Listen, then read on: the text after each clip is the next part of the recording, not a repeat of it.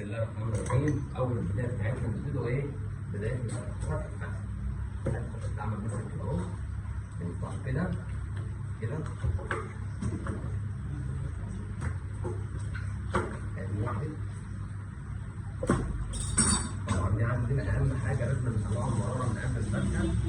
اهم حاجه دي بنطلعها وقت اهو عشان ما تمررش معانا في الكبدايه. ماشي؟ وبعد كده بنطلعها مثلا الفصل. وادي الزر. بنطلعه كده. طبعا لازم ضروري نغسله الفتحه بميه نظيفه، ما تكونش ميه زفره عشان ما تصفرش الفتحه معانا. كده بدأنا ايه نقطعه وقسمنا وركين. برضه هوريكم الطريقه بتاعت الفتح بتاعت الحالي بتاع الورك. ممكن نعملوه ورك شيش، ممكن نعملوه ورك شاورما، ممكن نعملوه حمام كذاب. كل ده ان شاء الله معانا في الجزء الثاني باذن الله. خلينا في الجزء الاولاني نبدا خلي الفتح معانا. ادي ده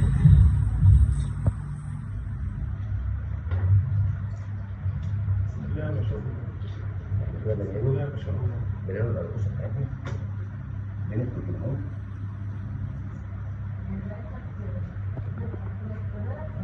اهم حاجه عندنا ان احنا ما نطلعوش لحم بالهيكل. لازم جناحنا يبقى فاضي كده ما فيهوش تخدير باللحم. ده كده يبقى معانا ايه؟ الهيكل.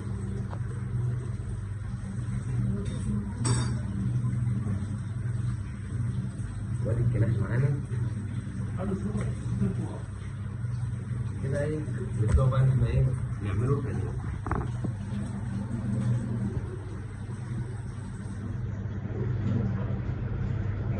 كده اهم حاجه احنا عايزين شوطين مفضلين.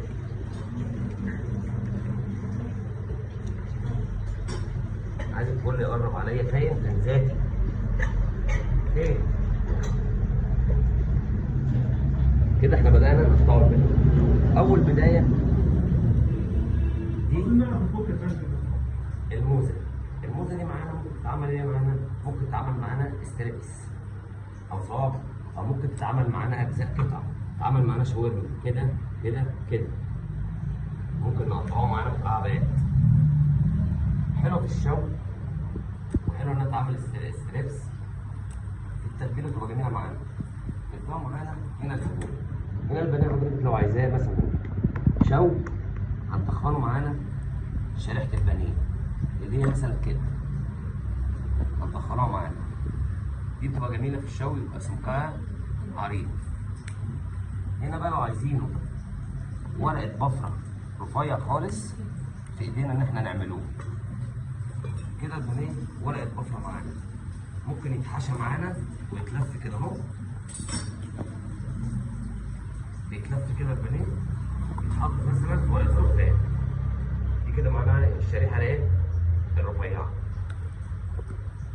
هنا جينا تاني اللي احنا قلنا عليه ده الاستريبس. هنا ممكن نعمله فتحة بوك اللي هي الحشو. بنفتح البانيه كده. هنا البانيه بيتحشى حاجات وبيتلف كده. نرجع تاني وبرضه في نفس الورق الفويل بيتضم معانا تاني كده. بيبقى نظامه زي الحمام الكذاب كده. اسمها فتحة بوك. مش جاي معانا ممكن لو عاملينه كده اهو زي ما انا قلت. اول طريقه الحته السميكه التخينه ده اهي دي بتتعمل شوي. عايزين نرققوا البانيه، بنرققوه معانا كده اهو. بيبقى معانا البانيه شريحه البانيه عامله كده اهو للاخر بعد التتبيله. كده نتقابلوا في الجزء الثاني.